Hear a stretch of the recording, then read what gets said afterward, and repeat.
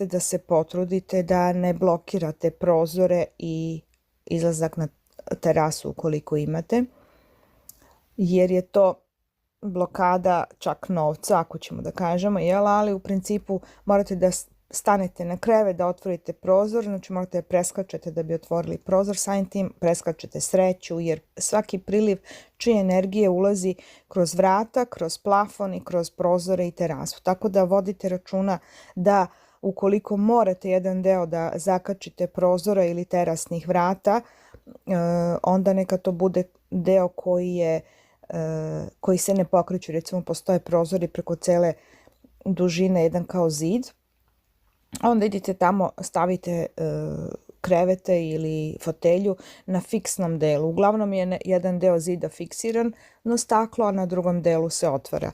Dakle, vodite računa da ne blokirate, to vam je jako bitno.